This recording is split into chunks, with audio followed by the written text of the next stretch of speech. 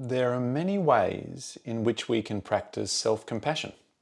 One way is to understand and express our wants and needs through compassionate assertiveness.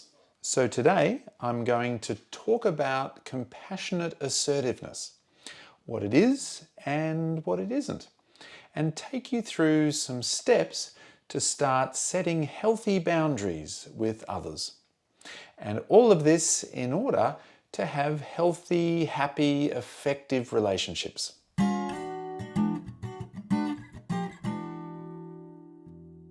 Here's the thing.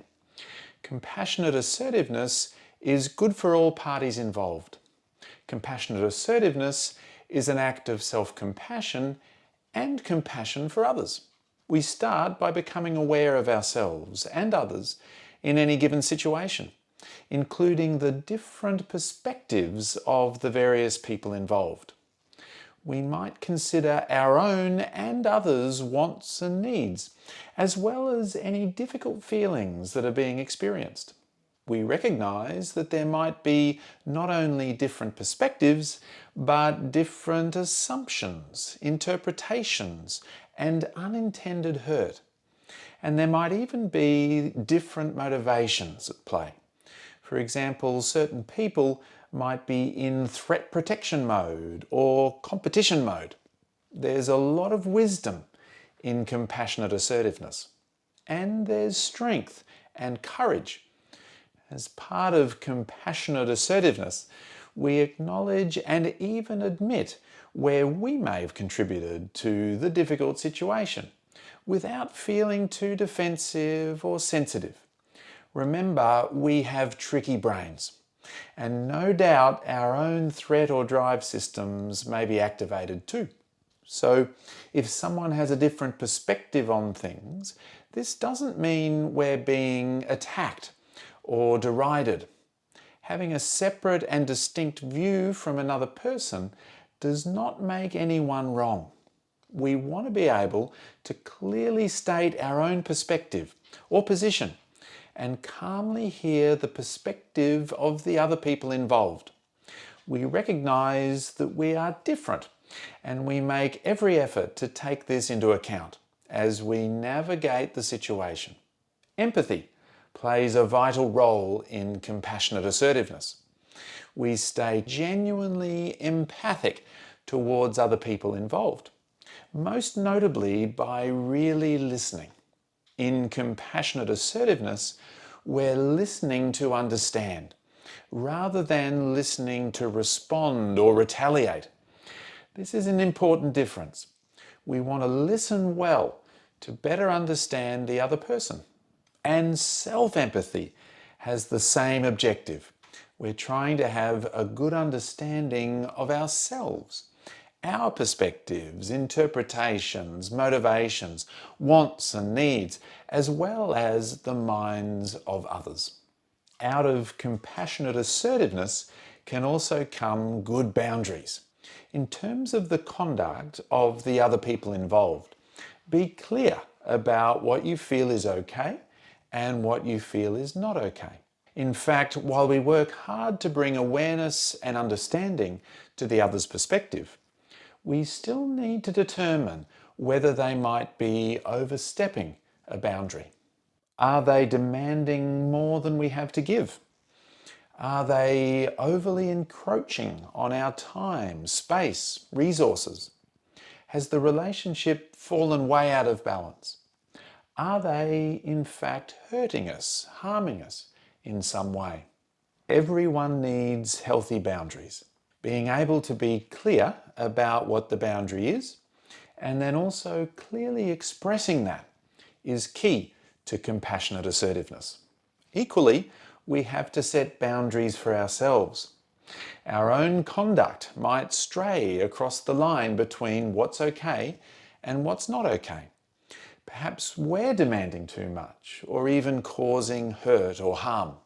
But also we need to stop and consider whether our behaviours might be perpetuating the problematic conduct of others. Are we saying yes when we really want to say no? Do we take on or prioritize other people's problems over our own?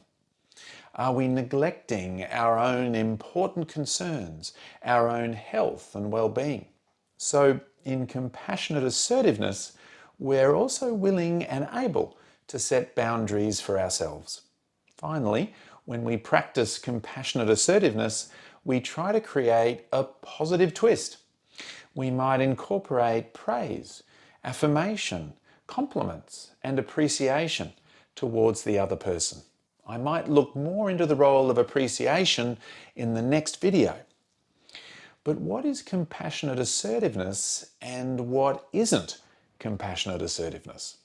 I was talking with someone recently whose father would frequently visit his house and comment on what he thought he should do to clean things up or improve things around the place.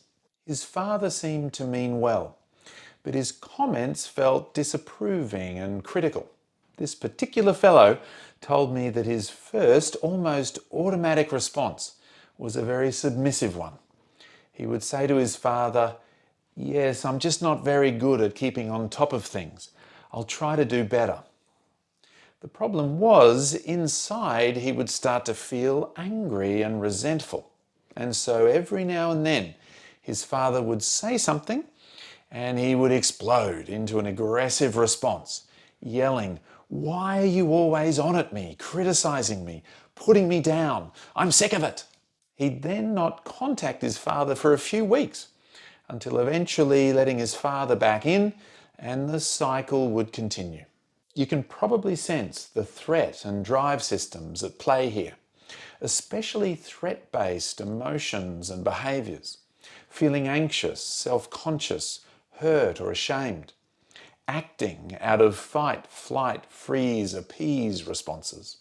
Compassionate assertiveness arises from a different motivational system, the soothing affiliative system, in which care and connection with others is the goal, and then via social and emotional awareness, understanding, and intention arises a compassionate motivation. As part of a compassionate motivation, the goal here is not about protecting ourselves from threat or competing to win, but rather finding a way to a mutually helpful and beneficial outcome and finding a way to stay connected.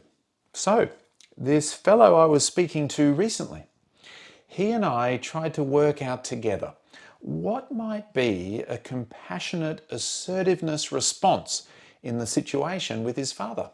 Maybe some sort of combination of friendly yet clear, empathizing with his father as well as having a good sense of himself and his own needs, and trying to come to a positive outcome.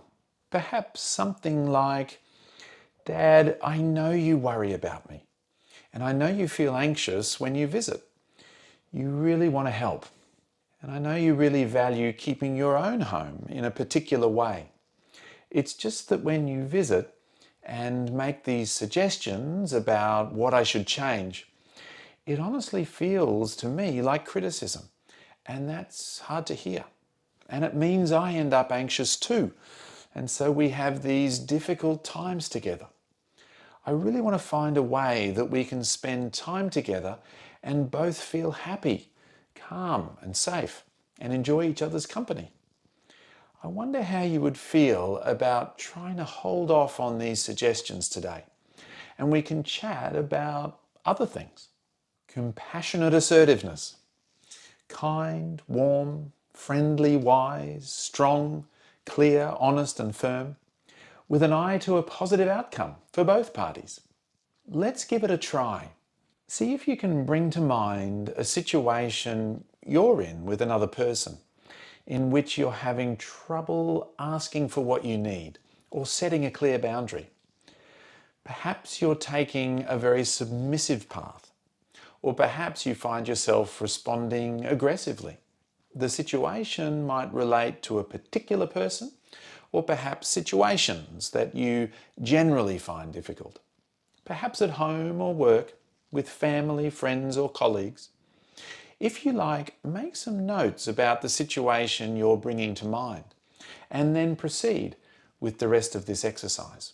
Now, activate your compassionate self. Settle in with a posture that's upright but relaxed. Open up the chest, roll back the shoulders. Slow down your breathing, perhaps to a count of in for 5 and out for 5. Prompt yourself with body slowing down and then mind slowing down. Ground yourself and connect with a sense of confidence. As you reflect on this situation where you find it difficult to be assertive, from the perspective of the compassionate self, ask yourself some of the following questions. What are your thoughts? What are your feelings? What are your wants and needs in this situation? What feels okay and what does not feel okay? And from the perspective of the compassionate self, what are the boundaries that you might wish to set for yourself or for others? And from the perspective of the compassionate self, what would you like to say? What would you like to do? And now write down a statement that comes from this place of compassionate assertiveness. You may or may not even need to say this to the other person or people involved. Or you may. But just see if you can capture in a few words or sentences your compassionate assertiveness. And let me know how you go. Please add your comments below. And if you disagree with any or all of this, maybe you can let me know using compassionate assertiveness. Thanks for watching, and I look forward to furthering the conversation.